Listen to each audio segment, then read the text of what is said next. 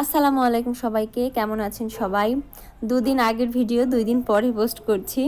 আমরা পিৎজা হাটে গিয়েছিলাম পিৎজা খেতে। মেহেরিস আর তার বাবার নাকি খুব পিৎজা খেতে ইচ্ছে করছে, এই কারণে। যদিও মেহেরিস খুব বেশি খায় না, বাট তার বাবার খেতে ইচ্ছা করছে। সো মেহেরিসের উসলতে আমরা যাচ্ছি এখন।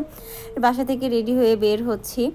মেহেরিসকে রেডি করে দিলাম। আর বাইরে তো একটু ঠান্ডা ঠান্ডা ওয়েদার পড়ছে, এই কারণে হাতা কাটা জামা পরিয়েছি আর প্যান্ট পরছে। সাথে ওকে আমি কেডস পরিয়ে দিয়েছি যেন বাইরে ঠান্ডা না লাগে পায়ে খুব বেশি।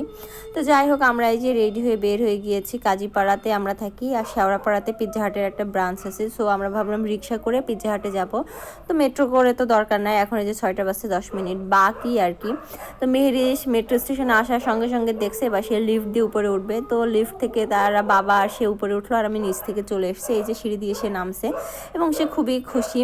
এরপরে তার বাবাকে নিয়ে সে একটু কিছু অভিযোগ আমাকে জানাচ্ছিল আর কি।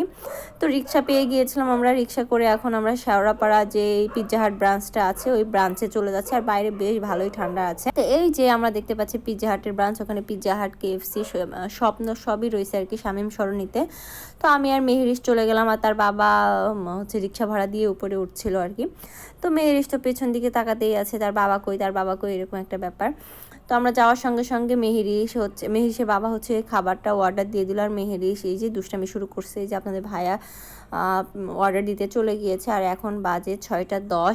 মেহেরিস তো অনেক ছুটাছুটি শুরু করে দিয়েছে। আর এই যে আমি এটা তো মেহেরিস এবার বললো পানি খাবে। আমি বাসা থেকে পানি আনি না এইটুক রাস্তার জন্য। তো সে আসার সঙ্গে সঙ্গেই তার পানি খাইতে ইচ্ছা করছে, এই কারণে তার বাবা একটা পানি নিয়ে দিল।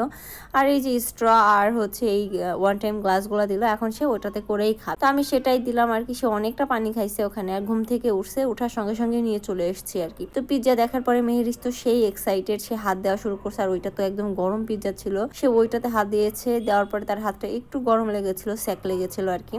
এরপর সে আবার পানি খাবে। তো তাকে পিৎজা দেওয়া হয়েছে, পিৎজাটা একটু ঠান্ডা করতে দেওয়া হয়েছে। তার বাবা ফু দিয়ে দিয়ে ঠান্ডা করছে, আর এদিকে সে পানি খাচ্ছে। আর আমি একটা পিৎজা নিয়ে নিলাম আর কি। পিৎজাটা খুবই টেস্টি ছিল, মানে একদম গরম গরম আমরা খুব তাড়াতাড়ি খেয়ে নিয়েছি আর কি। তো দুজনের জন্য পারফেক্ট। আর মেয়েরিস তো এইভাবে পিৎজা খেতে পারে না আসলে। তো পিৎজাটা বেশ মজা ছিল, খুবই এনজয় করে এবং তাড়াতাড়ি করে আমরা দুজন খেয়েছি আর কি, আমি আর মেহেরিসের বাবা। তো খাওয়া দাওয়া শেষ করে মেহেরিস একটা ফ্রেন্ড পেয়ে গিয়েছে, সেই ফ্রেন্ডের সাথে আবার একটু আড্ডা দিল, নাচানাচি করলো, জাম্পিং খেললো আর কি।